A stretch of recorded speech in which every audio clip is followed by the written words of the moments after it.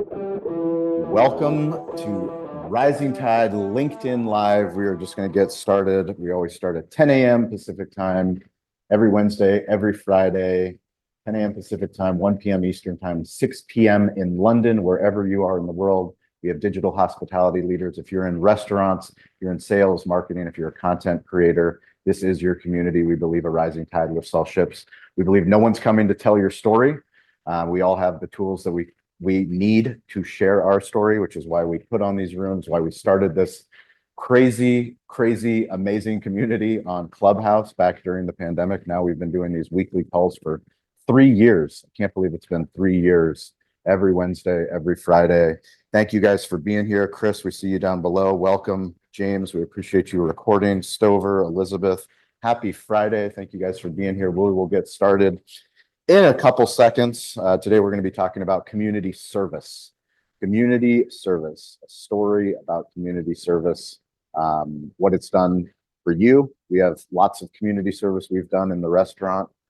You've got a couple stories that I'd like to share, and then I'd like to hear from the community from a restaurant standpoint, a hospitality standpoint, sales, marketing, and a personal standpoint. What have you done to be uncomfortable? Service shouldn't be comfortable. Welcome, Summer. We see you down below. Please raise your hand. Join us on stage if you'd like. Why don't we go ahead and get started? Stover, are you able to unmute? Who are you? Take 60 seconds. Who are you? What are you working on, and where are you calling? Where are you dialing in from? Hello, hey, I'm Stover, executive producer with Cali BBQ Media, coming to you from Portland, Oregon. Born and raised, love it here. For a short time, I moved to Texas and started a barbecue podcast because I was a journalist previously, and I knew I needed to find some other skills. I needed a fresh start, so that's why I went all the way from Oregon to Texas, started a barbecue podcast. I thought I was the first. Then I went online and I saw that someone else had started a barbecue podcast a couple weeks before me, and that was Sean. Sean found me and reached out to me online before I could ever even reach out to him. And instantly I knew we had a connection because we both loved storytelling and people, and we both had big ideas, which is why I wanted to move back home and help Sean create this amazing Cali BBQ media company out of the back of a restaurant. So always happy to be here, love this community, and I will always make time to be here and listen to y'all. Thank you, Stover. Elizabeth Doss, 60 seconds. Who are you? What do you believe? Where are you calling in from? Thank you for being here. Yes, definitely. Elizabeth Doss here. I am calling in from just north of Greenville, South Carolina. We're just south of Asheville, North Carolina area on the East Coast. And I am a gift artist, but I'm also all about making connections for people and using gifts or social media on how to make these little touch points that can turn into deeper conversations. And so I help brands and businesses harness their thought leadership and their engagement with animated gifts, either through like stickers on Instagram stories or even here on LinkedIn, to be able to have your own custom congratulations when everybody posts about their new jobs and their upgrades at companies. Anyway, but I love teaching people how to manage and harness those things. And what am I working on? I'm actually in this in-between space with some clients. So I'm actually finally getting to some projects that have been on the back burner, and just kind of sketching out the things that I've been wanting to tackle for a while. So anyway, back to you, Sean. I appreciate it, Elizabeth. And if you are listening on Spotify, Apple Podcasts, wherever you get your podcast, please join us on LinkedIn. So this is a chance for you to come on stage, to share your voice. This is by far our most popular episodes and series that we do on our digital hospitality podcast. We have people that reach out all the time, and they say the sweetest things about the people that come up on stage. Sometimes you can't join us live, but we hope that you can join us live. Just send me a message on LinkedIn at Sean P. Walchef. I will add you to the group chat. I'll add you to the Google invite. And we want you to be here and share your story. Kyle Pfluger, take 60 seconds. Who are you? What do you believe? And where are you dialing in from? Good morning, everybody. Great to be back in this room. Always have a great time hanging out with y'all. I am in beautiful, somewhat too warm for my liking, San Diego. But I know no one here wants to hear a San Diego complain about weather, so I will spare y'all. I am a web designer and developer, own my own digital agency based out of San Diego. I am also a full-time member on Sean's team at Cali Barbecue Media. So we're doing everything we can to help restaurants and businesses of all types find their voice online, become better storytellers. And my role in that often centers around making sure that they have a kick-ass website to show off all the amazing things that they do. So speaking of kick-ass websites, in terms of what I'm working on, we just wrapped one up this week for a really cool brewery here in San Diego called Novo Brazil. They have also got Nova Kombucha. They've gotten pretty big over these last few years. This is one that myself and the rest of the Cali Barbecue Media team worked really hard on. We're super proud of it.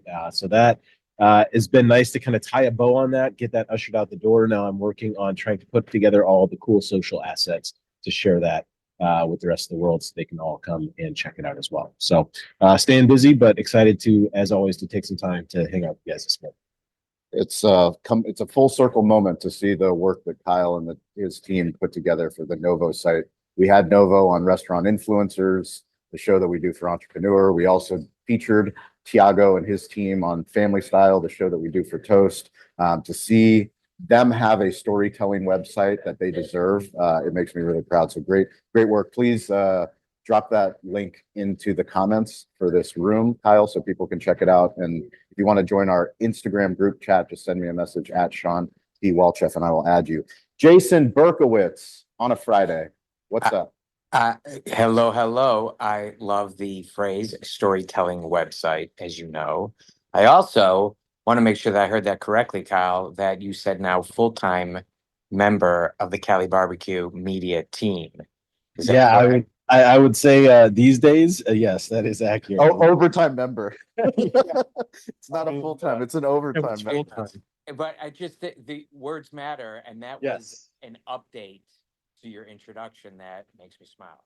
Yes, I'm happy to hear that, and I'm happy to put in as much work as Sean and Stover and the rest of the team will let me, because I believe deeply in what we're doing at Cali BBQ Media. So, yes, very happy to be as involved in this process as I possibly can. Storytelling websites. I like that. Calling in from Cleveland, Ohio. As everyone knows, I've been traveling a bunch the last few weeks. Head back tomorrow to California. Jason Berkowitz, Arrow Up Training, longtime restaurant operator, now owner of Arrow Up for the last 5 years. We currently help develop managers into leaders. And what I'm working on is also what I'm believing in at this particular point, which is there is a code that we are cracking right now as Arrow Up, and we're trying to figure out how to message it better.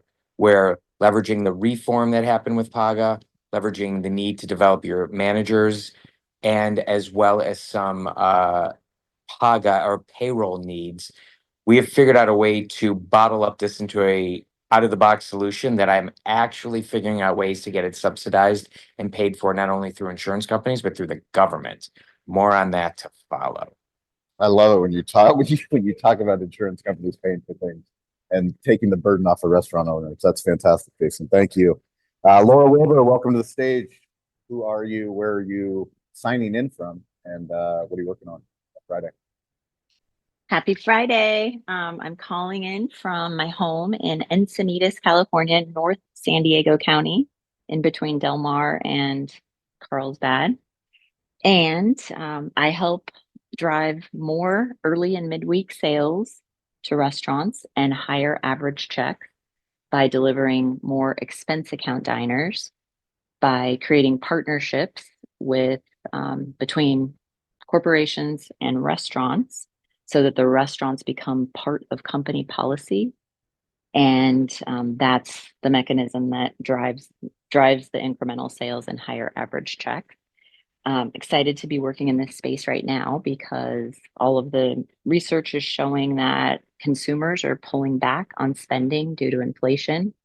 Same store sales are trending down, but in the expense account dining world, it's going the exact opposite. And that's because companies know that entertaining clients, bringing in food for the office, bringing in food for their customers is more than just feeding people. It's a valuable business expense that they're willing to pay pay for. So I'm just having a lot of fun with that right now.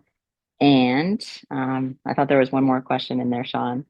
Where am I? What do I do? And what am I working on? But yeah, that's what I'm working on. Just meeting with great restaurants. I just got off the phone with a group in Texas and lots of fun new restaurants coming on board. It's awesome. Thank you, Laura. Mandy Graziano, welcome to the stage. Who are you? Where are you? And what are you working on Friday? Hey, hey, hey, happy Friday. I'm Mandy Graziano. I am in San Diego, a rare moment where I'm at home for another 4 days or so. And I believe in super connecting people, saying the name of people in a room where their name might not otherwise be said. Lifting people up in your community and just lifting people up that you think have talent. And I think in the hospitality industry, you know, it's all industries. It's hard to recruit. It's hard to retain. And man, if you see somebody that has a little bit of talent, you just don't know what that power of suggestion might be of to that bartender, to that host or hostess, to the line cook, to somebody. If you just say, hey, I really like how you do this. Have you considered this? You just never know how that power of suggestion might help connect and lift somebody up. So that's what I believe. I'm working on a lot of stuff today. I'm a sales coach for hospitality teams. I do one-on-one or group coaching, and I help them close business faster, be more clever, be more memorable in the marketplace, and digitally dominate using social media strategies. Always awesome to have you, Mandy. We appreciate it. Summer, I'm so happy to see you on stage. We're huge fans of your content across all platforms. You just got on TikTok, but LinkedIn specifically, great case studies. Welcome to the stage. Who are you? Where are you signing in from? And what are you working on Friday? Thanks for being here. Hello. Can you hear me okay? We can hear you great. Go for it. Yes, hello everyone. I'm a big fan of all of you guys. Sean, Elizabeth, Kyle. My name is Summer, based in California, Berkeley, California. So originally come from Taiwan. So I have accent if you want to correct me. I'm a recovered silent person. So I've been listened to the show for the last 2 months, and then this is my first time on the stage share a little bit about me. So I'm a designer and a content creator. I'm better writing than speaking. I help restaurants increase their online presence through website and searchability, SEO, so hungry customers can find them easily. So to bring emotion, connection, and bring people together. So it's very, very special for me to contribute to the restaurant success. So what am I working on? I'm working on generating inbound leads for my design and marketing agency. So I just created my TikTok account. I write on LinkedIn, and I also started to branching out like on Instagram and TikTok. So I'm searching for my niche right now because restaurant owners I reach out either don't have the budget or they don't value design. So those are the things I'm working on. Very Summer, nice to be here. we are so proud of you. We hope that you continue to join. You did phenomenal, just like I told you you would. I'm so proud of you. Keep up the work. Keep joining us on stage. Keep sharing your voice. That's why we all do these reps. This community is here to support you, whatever you're doing, whatever you're working on. Thank you so much for joining us today. Hildy, mic is yours. Take 60 seconds. Who are you? Where are you? And what are you working on? Summer, kudos to you. First of all, I think you come across as incredibly positive and vibrant, and I am digging your accent. So please come back so we can all grow and learn from you. That would be my gratitude for today. I am Hildy and I sell swag for a living. I'm based in Atlanta, Georgia. I'm about 3 miles away from the national headquarters for Mercedes-Benz, which just means that my property value is a little bit more expensive, but traffic sucks. And I don't drive a Mercedes, just saying. Today I am working on sustainability, and I am hoping in the next week we can have a whole room about that, because it seems like what it means to me means something completely different to others. And I bet in the restaurant space, sustainability is a whole different ball of rubber bands, because we don't want to throw those away either. So that is what I'm working on today, sustainability for all my clients. Back to you, Sean. You rock, Hildy. Thank you for being here. Richard, I just listened to your digital hospitality hosting. You were phenomenal. I can't wait for you to have your own show. Thank you for stepping up while I was away on vacation with my family. Richard, mic is yours. Who are you? Where are you? What are you working on? Go ahead. Sure, I appreciate that. I'm Richard. I'm based in the UK, as you can tell by my accent. I work as a professional business coach, business mentor, and brand consultant. I'm a big fan of restaurants. And I also have a side hustle of helping Americans avoid social faux pas with mispronunciation of words. And today's word that I intend to help my North American friends with is fanny pack. There is no such word in the English language. In fact, the word fanny can be, well, let's just say we wouldn't use that in polite company. The correct word for a fanny pack is a bum bag. So if any of you are coming over to the UK this year, do not carry a fanny pack, carry a bum bag. That is phenomenal. That's probably one of my favorite new segments is Richard educating Americans on proper English. You know what? I think about you all probably every day, Richard, because there's something that I say and I'm like, I need to ask Richard the proper way to say this word. And I'm going to start my own notes. My own Apple notes so I don't forget what the word is. But when it comes back to me, I'll ask you. Sean, I was lucky enough to go to London when I was in 8th grade, and my parents, when we were on the plane, said, "Now don't ask for a napkin when you go for dinner. Don't ask for a napkin." That's what they told me. Why is that? I guess a napkin meant something else. Richard, It's Andy, because we use serviettes. Why would you use? oh, that's what it was. Scott Turner, who comes to these calls on hospitality, I made a connection request for him, and he said in his copy that somebody could grab time in his diary. Does that mean calendar? Like, can you grab time in someone's diary? I feel that we could do a whole episode on this social faux pas, but I'm just going to leave you with whatever you do when you're in the UK and you use Google in the UK, do not Google fanny pack. You will see something very different. It's a bum bag. Fair enough. Bum bag. All right. Andy Jones, mic is yours. What's up, my friend? I think I'm going to have to review all my copyright and make sure there's no crossing. Andy Jones, founder of Cafe Hustle Hospitality, which may not actually be Cafe Hustle Hospitality for much longer. Got a bit of an identity crisis, which we're nailing down, but host of the Hospitality Leadership Podcast as well, where we share insights and leadership tips for leaders in the hospitality industry. But so we're all about creating exceptional leaders, engaged employees, and above all else, praiseworthy cultures, because that is what makes a difference both for your employees and your customers. So looking forward to the room tonight as I enjoy this gorgeous walk for once of an evening. We appreciate you, Andy. Thank you for joining us on a walk. It means a lot. I know it's later in the UK, so thank you. Eric Farrell, welcome to the stage. Who are you? Where are you signing in from? And what are you working on? Take 60 seconds. Go for it, my friend. Hey guys, I am from an armpit of Indiana, just northeast of Indianapolis. That is not worth noting. I'm the owner of the Word Kitchen. I am a ghostwriter for anybody in the hospitality industry.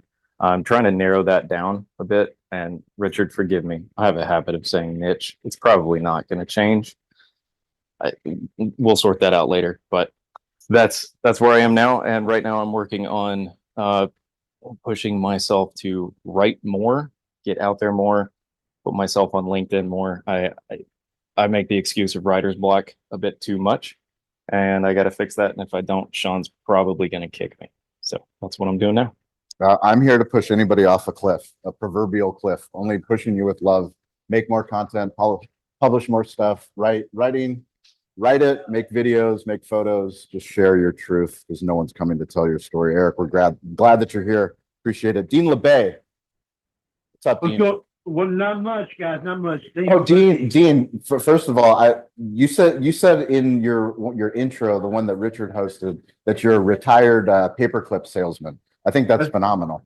I love your paperclip story. I don't know how you can continue to talk about the paperclip salesman, but I love it. We need to work on that.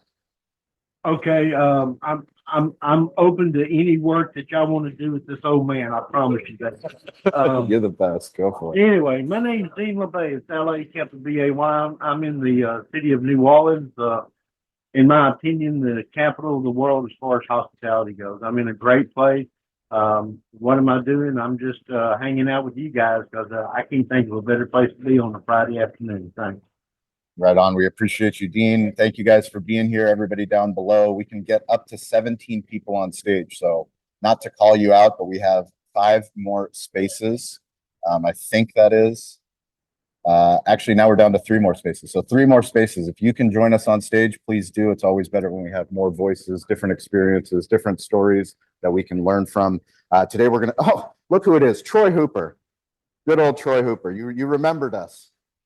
Troy, are you able to unmute and give us a quick intro? Does everyone see Troy, or is it just me? I think I see Troy and then he disappeared. Well, when he comes back in, he can give his intro. Today, we're going to talk about community service. I'll tell a quick story.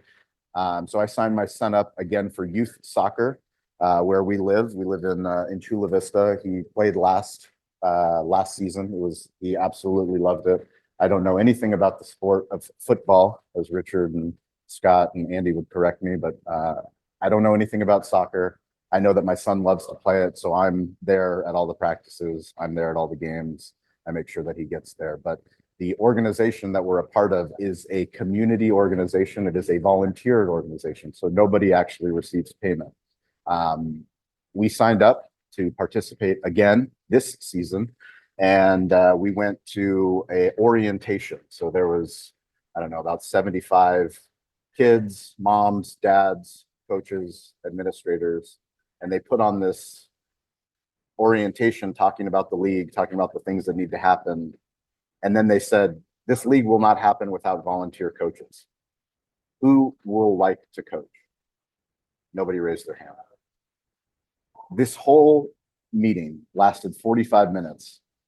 Talking about community service, talking about you don't need to know the sport of soccer, you just need to show up, you need to do this kind of training. But it got me thinking about what is community service. And previously in the week, I had heard somebody on one of the calls that I was saying that service, if it is convenient, it's not service. It has to be inconvenient for it to be service. Like, does it make you uncomfortable? Is it if it's part of your routine? Now, once you start doing it, there's obviously the benefits of community service. There's obviously the benefits of giving back. But I would love to hear something about service, about community service, a story that each of you personally can share with the group, that the group can benefit, whether that's personally, whether that's business-wise, whether that's with your restaurant. We hosted an annual amateur barbecue contest in front of our restaurant. We invited all the best barbecuers, barbecue restaurants, caterers to come and sell barbecue literally in front of our barbecue business because we believe a rising tide lifts all ships. That was one of the most difficult things that I've ever done in my life, was organizing a couple thousand people, shutting down the street, getting fire department involved, getting the local chamber of commerce involved, police involved, having live bands, having food out on the streets, having a full restaurant. That was one of the most difficult things, but also one of the most rewarding things that we've ever done. It also helped us with our stage theory, which is why it's so important to capture content at events. It's one of the things that we do really well at Cali Barbecue Media. And it came from 10 years of realizing, how do you organize a community event? How do you host a community event? And if people can't come to the community event, how do you capture content so that people are excited to come or participate into the future? Stover, community events, community service. Troy, you can go ahead and unmute whenever you're available to talk. I don't know if there you go. Troy, quick intro. Really? Anybody here? Okay.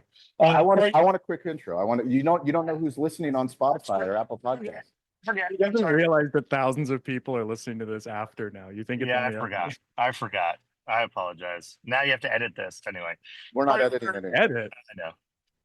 Troy Hooper, CEO of Pepper. Where am I? Let's see. We'll pick a couple companies. Kiwi Restaurant Partners. We're a brand scaling consulting firm that helps emerging restaurant brands scale at speed while improving quality. Under that umbrella, we are also. I'm the CEO of Hot Palate America, the parent company of Pepper Lunch Restaurants. We have 516 restaurants in 15 countries. We are growing aggressively in North America. Japanese fast casual hot plate concept. Check it out. It's coming to a city near you.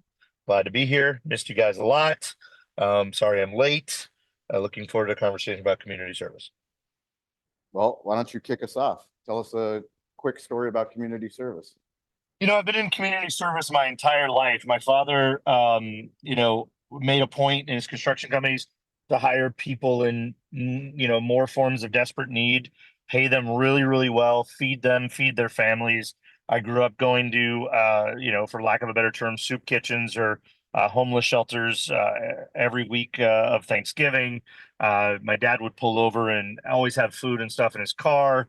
If somebody's broken down now, of course, in the 60s, 70s, 80s, 90s, a little bit different pulling over on the highway and helping somebody out, maybe, but maybe not.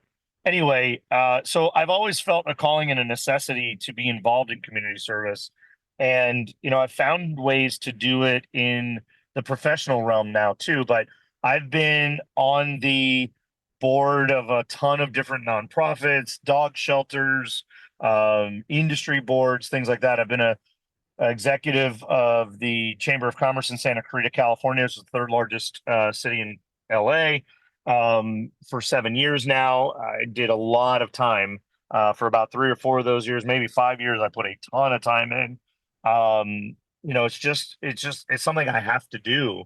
But as you were talking, Sean, one thing I wanted to say is for the first time in my life, I had to quit something. I had to quit a community service organization because I didn't align with its direction anymore. So I had joined a homeless shelter program as the board member.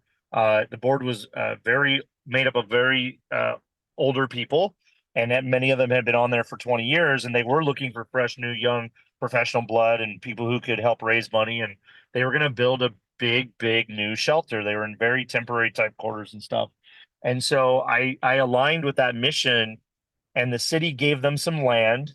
And then we were like, great, we got free land. We got a grant from the city, a grant from the county. We raised a bunch of money. All's well, everything's great. And then they go to design the thing, and the land that was given to them was not conducive to building what we needed. And so, of course, they make those adjustments. And when those adjustments happened, the capacity of the shelter and its facilities, and homeless shelters, not just a place for people to sleep, they receive all kinds of services and education and medical care, and it's a community center with lots of other things that go on there. And that started having to change and adapt, and the price doubled twice on building this thing. And so what was supposed to be a $5 to $7 million build ended up being $20 million. And when we got down the road and it started getting up to 10 and $12 million, I started saying, guys, like, land is free. That's amazing. But the land is going to cost us 3x to build it. And all anybody else could see was, we're getting a shiny new toy. We're getting the thing we've always wanted for 25 years. We're getting a beautiful facility, blah, blah, blah. I said, but at what cost, and at what cost of the future? My concern was, if we could raise that kind of money, what else could we do with that money if we were on another piece of land? Like, what could we house more people? Could we process more people? Could we provide other kinds of services because we'd have more space or a different kind of space? Anyway, so I didn't have a negative interaction with them. It was just an ongoing conversation. And eventually I had to excuse myself and say, look, I don't believe that spending $20 million on this facility is in good conscience the right way to spend that money. I think we need to, I think we should have canceled the project and found another venue and reorganized and done it differently there. And if we have the capability of raising $20 million, we should be able to maximize and leverage that to do a lot more than what we're going to do. And I was out voted, and I just sort of slid off into the dark for a few months, and then tendered my resignation. I've never left an organization because I didn't see eye to eye with the changing direction or didn't believe in the leadership's ability to make the right decisions. So I think that's an interesting lesson, is that just because you're passionate about a cause or a thing or an organization doesn't mean that it always will and always has to align with everything. But if it's compromising your, beliefs or conscious, just because it's a good cause, I wish them well. They're doing great. They grand opened it. It was beautiful, blah, blah, blah. I just think they should have never done what they did with the money. I just think it should never have cost that much, and that money should be used elsewhere. So, that's just a lesson, that just because you put your heart, soul, and blood, sweat, and tears into something doesn't mean at some point it may not align with you. And I just want people to know it's okay to walk away or redirect those energies, because, we change every 5 years. We're a different human. Is kind of the cadence of things. So, in 5 years from now, you may want to put your energy somewhere else, and that's okay. Always with a great story, a great lesson. I appreciate it, Troy. Welcome back. We appreciate you. So I have to excuse myself. We have a special guest visiting Cali Barbecue. His name is Bill Oakley. He is a former writer for The Simpsons. He's actually in San Diego for Comic-Con. First met Bill Oakley thanks to Stover's introduction. We did a restaurant influencers episode with him on the floor of the Chicago National Restaurant Association show. Can't wait to share that episode, but he is here in town. And community service, I'm going to ask Stover to take over the mic. And I just want to give a special thank you to everybody down below. If you're new to the rooms, if you're new to LinkedIn Live, we appreciate you coming to listen. We hope you join us on stage. You can always find repurposed content from these rooms on the digital hospitality feed. But thank you guys for being here. I look forward to hearing the conversation afterwards. Stover, mic is yours. Take it away. Thank you all. We appreciate you. Many years ago, I worked for this restaurant, Cali BBQ, and Comic-Con is this famous event in San Diego. And we were trying to think from a marketing branding type of angle, how can we connect Cali BBQ to Comic-Con? And then we got so distracted with the pandemic and media and all this other stuff, I stopped thinking about Comic-Con. But we kept telling our story. And what happened is people kept hearing this story of this restaurant. And now we have someone who's actually an invited special VIP guest at Comic-Con, making the trek over to Spring Valley of his own volition to come eat at the restaurant. So I guess the lesson that I take from that is keep telling your story. Don't worry too much, because eventually the stuff that you want will happen. We do have a connection to Comic-Con now. I hope Bill Oakley really loves the food and goes back and tells some of those other Comic-Con people about how great the food is. And then next year, maybe we have 2 or 3 Comic-Con guests. And then eventually Cali BBQ is at Comic-Con. So to me, that was just a fun thing that I was thinking of. But I did want to talk really quick about community, because for many years, I was actually the community editor of the community section of our daily newspaper. I worked at the Columbian in Vancouver, Washington. It's a Pulitzer Prize winning paper. When I got hired, I wanted to be hard news, breaking news, investigative news. I wanted to write about people in power, bring them down a notch. I wanted to uncover big things. And what happened was I did not get that job. They put me in charge of editing the neighborhood section, the community section, doing articles about Boy Scouts and fundraisers and things like that, editing submissions from the community, and going to all sorts of random events, whether I wanted to or not. And as a young reporter, I was a little disgruntled about this. I was like, why do I have to go to the fair? Why do I have to cover the Boy Scouts? Why do I have to this and that and this? But now that I look back, those experiences forced me out of my bubble. I would never have been at a Boy Scouts event. It's just not my type of thing. But as a reporter, I did. I learned a little about them, humanizing it. I've never had to deal with, thankfully, Lord willing, a child with a very, very horrible, deadly illness. But as a reporter, I've had to hang out, and I was lucky enough to meet people who've opened my mind and my heart to these things that they're going through, and told me their story over the years in ways that I never would have as, kind of a suburban lower middle class kind of person. Again, I was in a bubble, but being a reporter, especially a community reporter, forced me to think and do things that I never would have done in a way that, had I been able to choose my assignments, would have been a lot different. So I'm very happy that I had to spend that time within the community doing things I thought I didn't love, because it made me a more real, well-rounded person in my later years now, in my 40s. And I hope I still get many chances in this career to meet people that are a lot different than me, because I think it makes us all better people. Well, that's my thought. Kyle, do you want to jump in, and then we'll keep going around the room?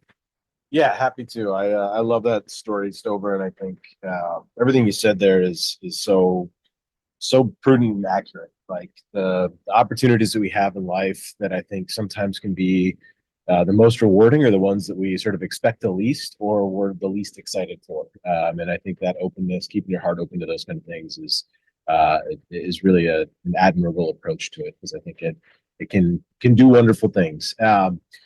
Thinking along the lines of community service, and I think it was, I don't remember. I think Troy, you were the one that was talking earlier, and you'd mentioned, being a part of some different organizations, and the sort of the upbringing that you had in and around this notion of service with your father, and the way that he sort of treated his employees. And I was thinking about that, and that is something that myself as a father now, I think is such an important part of the puzzle. And what I took away from what you were saying, Troy, was it sounded to me like, I don't want to put words in your mouth, but what the impression that I get from you is that fostered a servant's heart, which I think is a unique thing. It's a little bit different than a daily, or a once in a while kind of thing where, yeah, I'll go do this, I'll go do that, I'll help the community where I can. Having a servant's heart, I think, is living your life in a way where servanthood is just a part of your daily routine. It's part of what you do. So like you were saying, Jason, I might actually be in your camp on this and push back a little bit, where I think servanthood, I think serving can be a part of everything that you do. That's not to say don't challenge yourself, and that's not to say don't step outside your comfort zone. Those things that I think are imperative as well. But for myself, I've got 3 kids. I've been fortunate enough to be on the board of 2 different nonprofit organizations here in San Diego. And one of the things that I've made an active effort to do is, when we have events, give you an example. One of those nonprofits is a food pantry. It's one of my best friends from high school. His mom started this. She was a teacher for years and years in the public school system here in San Diego.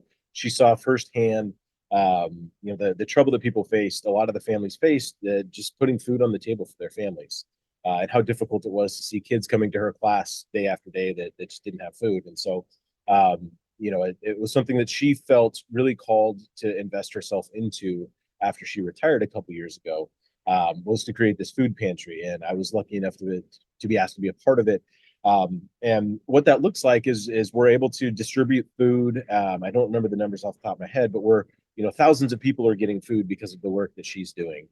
And we have a storage unit that we rent to store all of this food. And we do these distributions where we work with the local schools to get the food to the people in the families in these schools that need them. And bringing my kids along to that has been something that not only is important to me, but it's now become important to my kids. They get really, really annoyed with me if I go do something for Monty's food pantry and they don't get to come along.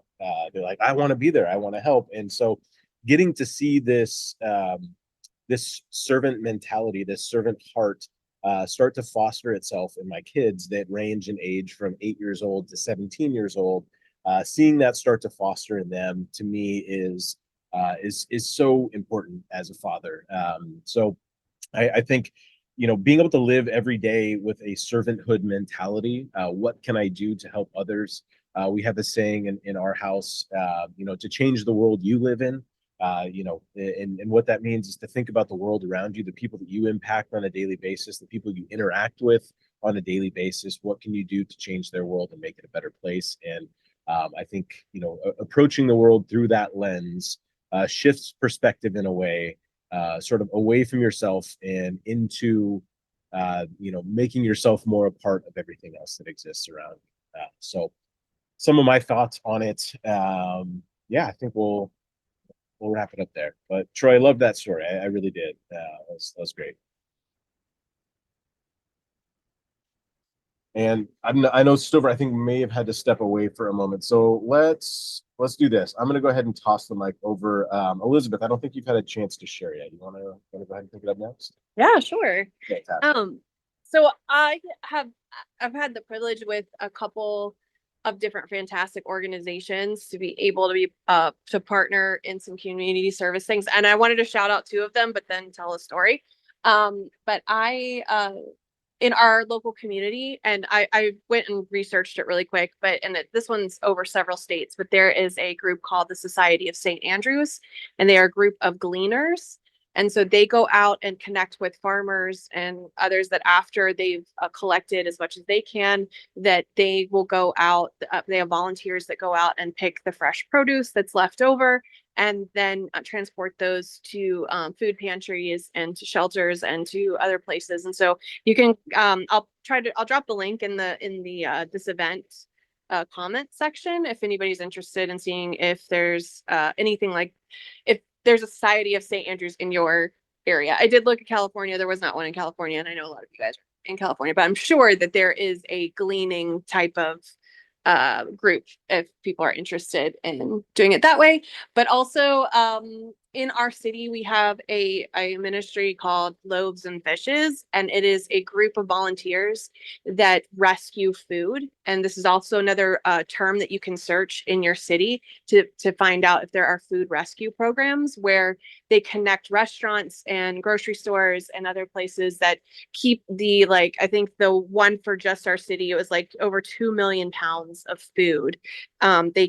They've kept out of the dump by rescuing it so it doesn't get thrown away, and we donate it. Well, when we we're in the middle of shifting the restaurant that I do social media for here in Greenville, we are changing locations, and we had to clean out our refrigerators, and we threw a big party, block party, and we raised money for this program to help pay for gas to get the food from the restaurants and stuff. But we also donated the leftover food when we cleaned out the fridges to them to be able to redistribute in pantries and shelters and soup kitchens. And so it's just a really cool program. So those are two terms to search in your area, or if you're curious about helping out on that side, is anybody that does gleaning with the farmers or food rescue from restaurants and grocery stores. Just very quickly, the story I was thinking about and sharing is this last week, my husband and I were able to volunteer at a camp for youth, and it was a great experience for everybody. But there's some of the kids there are in the foster care system. There's just some kids that were in difficult places, but I had been last minute put in charge of an early morning. It was supposed to be a time of prayer, and all of a sudden I'm in charge, and I'm like, okay, let's do this. But I kind of felt inspired to hand each of the kids a piece of watercolor paper and ask them to write down a word that had been coming back to them that week, that had been coming, that honestly, that God had been working on them that week with. And so they went around, and there's this one kid, he'd been a rascal all week. Sam was causing trouble and taking names, which I have a feeling a lot of you guys might have been a Sam at one of these things. But anyway, that's beside the point. But I barely had handed him his paper, and he knocked over a coffee and just splattered coffee all over his paper. And so he raised his hand. He hadn't even started, and he was like, I think I need a new paper because I spilled this. And I got so excited because one of the things I'd been talking to the kids about that week was, what can God do with your mess? And so I was like, oh, I'll take your paper, because it was a really cool splatter. And I was like, people do coffee art all the time. They'll paint with coffee, and they'll, and do stuff. And he, all of a sudden his hand goes back up. He's like, can I have my paper back? And so I was like, sure, you can have your paper back. And he proceeded for the rest of the time to outline his splatter, and made this amazing piece of artwork. It's honestly my favorite piece from the week. And then he wrote his word on it, which was so fitting, which was reassurance. And so here he had this hot mess of a splatter. And the word that he was dealing with was that he needed to be reassured. And so here he is outlining this mess. And so I'll drop the link to the picture of him creating this on this event page if you guys want to check it out. And the way you get to those comment sections is you hit the 3 dots at the top and you hit view event details, and it will take you to this event, and there's a comment section there, and that's where that is where you'll find it. Anyway, I will hand it back to you, Stover or Kyle. Awesome. Thank you for that, Elizabeth. Fantastic stuff. Let's see, Jason up next. Give it to us, man.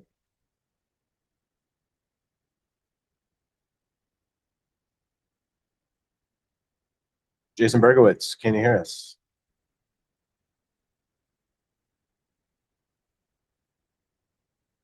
All right, Jason, we're going to come back to you.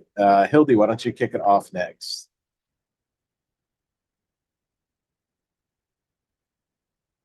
I can hear you, Kyle.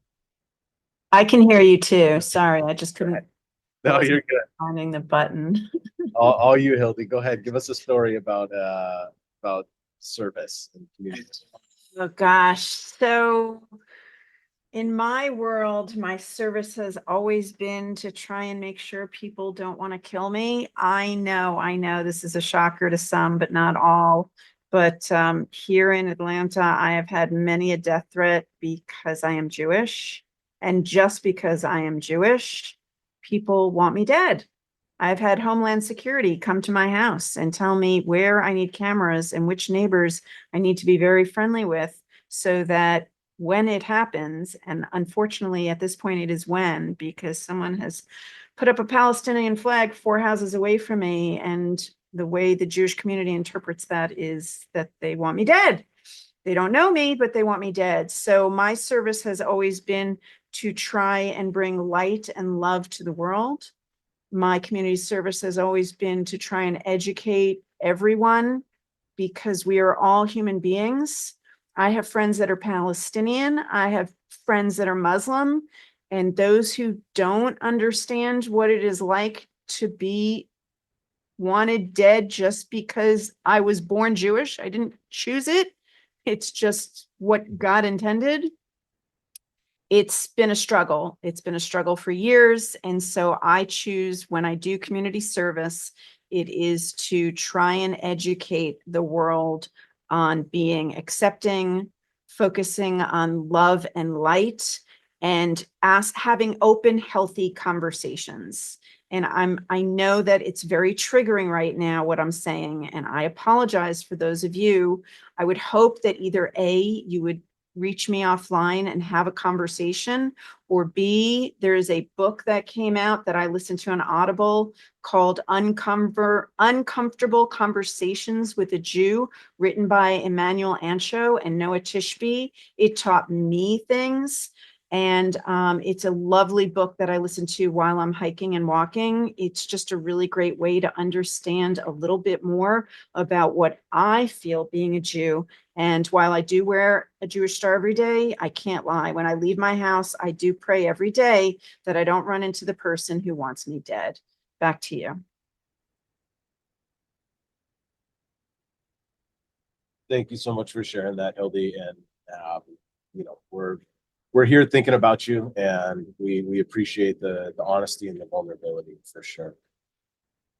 Jason, I'm not sure, are you back online? Yeah, I was here. The screen, it was just a technical error with LinkedIn where it wouldn't let me get back to the screen to unmute. So I'm hearing y'all. I'm appreciating all of you, Hildy as well. My story is about a friend of mine who continues to inspire me for years and years and years, for doing services, starting with the Trevor Project, which was a youth hotline for questioning, gay teens, or they were figuring out themselves, but very young in, Kansas and flyover states, as we call them, in California and around, where they just felt completely, like they were different and wrong, and they needed a line, and it was a suicide line. And he was incredible, and he trained, and we used to go, he trained to be at the call center And what we used to do was I would always go to the annual events and thought that was fantastic. Well, fast forward now, he's successful. He sold his online business, retired, and then started volunteering at a place called My Friend's Place in Los Angeles, which helps mostly gay teens, but drug, homelessness, all of that, really just struggling these kids. And we continually donate to events. But I love it where he started to volunteer. And this is somebody who sold his business. And then he just started to talk to me more and more about serving. And he's like, I feel like I'm really serving them. And a piece of the puzzle that I waited to talk about, and it was somewhat obvious, but he never mentioned it, is his brother was an addict and on the streets, not gay, but is on addict and on the streets forever. And I think this is his way, and then recently passed away. And I think it's his way of healing and being able to do what he couldn't do for his brother. And recently, he's such a good volunteer that they brought him on full time. So he's literally working there now full time after retiring, making, very, very, very minimal hour, but working full time for them. And he wakes up, and he would never wake up before 11 and sold a business on that. He's up at 6 every morning now, calls me on his way to work at 7:30 every morning. We talk, and he talks about the players, and he talks about the empathy and this idea that what he helps with me understand is he talks about these characters and these kids who are just doing terrible things, breaking things, doing stuff, and how just this whole philosophy there is to give them compassion and empathy because no one ever gave that to them. And what they're doing is testing the limits to show, yep, you're going to let me go just like everyone else does. You're going to abandon me like everyone else. And that's not a blanket statement always, but that's something that they look at. And I've learned years ago. And so just kind of to bring this to point is, I think that's a really cool story of somebody who found service as a therapeutic way of helping him deal with something that he couldn't help years ago. And in that, there's a lot of beauty that can happen from community service in healing yourself by healing others. That's my story today. Beautiful. Thank you for sharing that, Jason. And I love the call out on the value of empathy. I think that's something that we can all take a note from. Empathy is such a crucial part of the world we live in today. So thank you for sharing that. Mandy, why don't you go ahead and give us your story next? I love this topic. This is cool. Jason, what you just said reminded me of, I used to volunteer for Junior Achievement all the time. I don't do it as much anymore, but you had said something about community service can help you heal yourself by healing others. And it's so funny because when I volunteered for Junior Achievement, it was one of those things where it was like, the classes were always like 11:30 and it was impossible. It felt impossible to stop the inevitable machine of the day, to leave in the middle of the day, go to a classroom, teach a class, and come home. So every week it would be so hard to leave. And then as soon as I would get in that classroom, it was like time stopped, nothing else mattered except being there in that classroom with those students, sharing whatever the business topic of the day is. And I learned so much from those students and I got so much hope by interacting with those students that when I would leave there, it was the best hour of my week. And I was so happy to have made time for it. But I also learned a lot from that as well. So Jason, when you just said, it can heal yourself by healing others, that you think you're giving back to these students, or you think you're giving back, but you're getting some accidental, really good stuff too. So thanks for bringing that up. That just really gave me the feels. I want to share a quick story about a board that I'm on. I'm on the California Hotel and Lodging Association Hospitality Foundation board. I'm one of the board directors, and I've been involved with them for about 3 years. And what we do is raise money for juniors and seniors at California colleges that are pursuing an education in hospitality. And it can be any area of hospitality. It can be restaurants, bars, hotels, revenue management, anything with the word hospitality in it. And we raise money for scholarships. So every single year we give away about 40 scholarships. And the gala is always in the fall.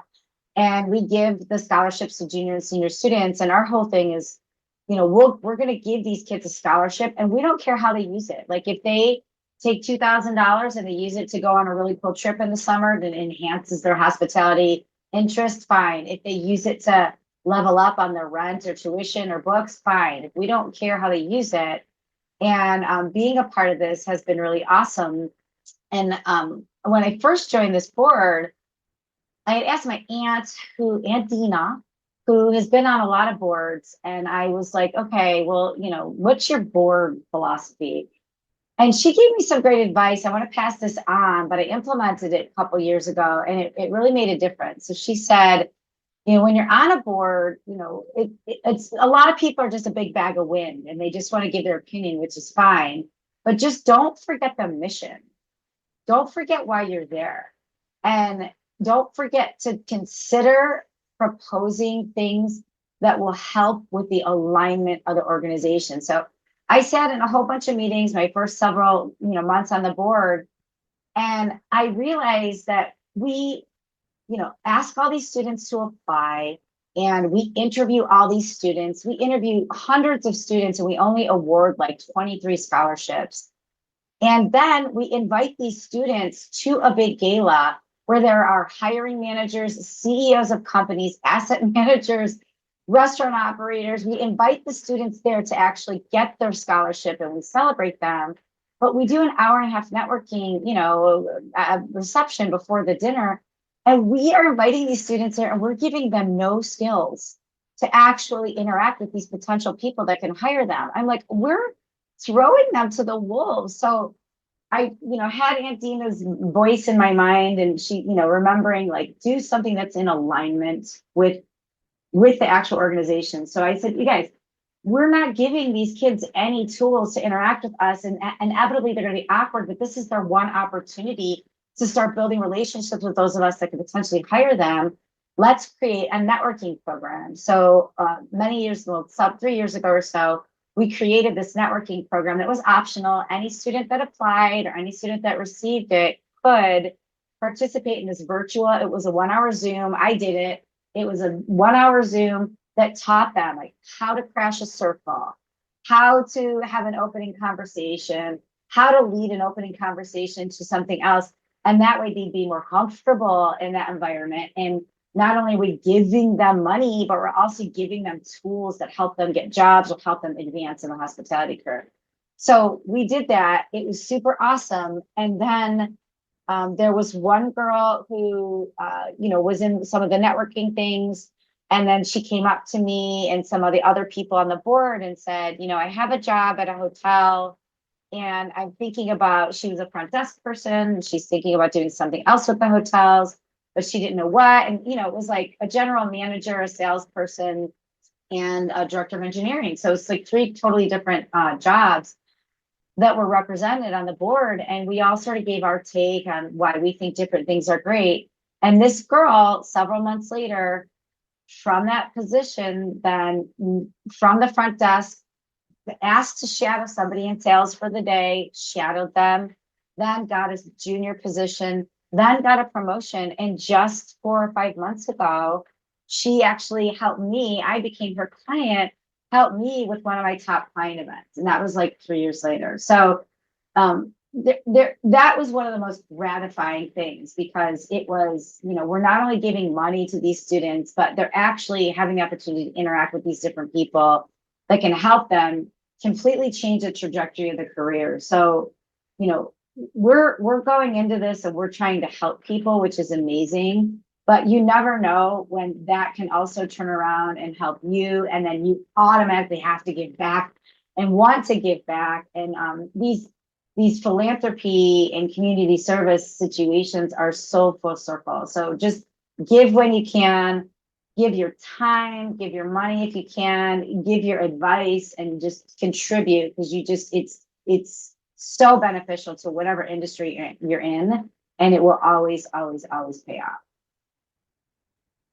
Love that, Mandy. Thank you so much for sharing. And particularly what stood out when you were talking there is I loved what you mentioned about service being something that gives back to us as the individual serving as well. And not for that to be a reason to do it, but the benefits that come along with that, like it just makes it all the more apparent why it's such an important thing to live out every day. So Yeah, all right. and I want to give that caveat really quick. Don't Yeah. go into a philanthropy or community service project with the ambition of like, what am I going to get out of it? Because we see you, we hear you, we feel you, and it is gross. So like, don't go in trying to scoop something out. If you get something out, awesome, but just go in with unconditional love and unconditional giving. I couldn't agree more. Very well said. David. Love that. So we normally wrap this up by about 11:15 since we had a bit of a snafu. Thanks to our fearless leader, Mr. Sean Walchef. Yes, we're going to call you out, Sean, by name. Since we had the snafu, I think maybe we'll extend out to about 11:20 today. Laura, looks like you are the last one here. Bring us home. We would love to hear a story from you about community service. Thank you all for sharing so much. And I feel like my story is very much in alignment with what several of you have shared about community service with youth. And I posted a link to an organization that I was lucky enough to be involved with when we lived in Arizona. They don't have a chapter in Southern California, but I saw they have one in Atlanta. And so it is called Teach One to Lead One, and it's mentors for elementary, middle school, and high schoolers that are at risk.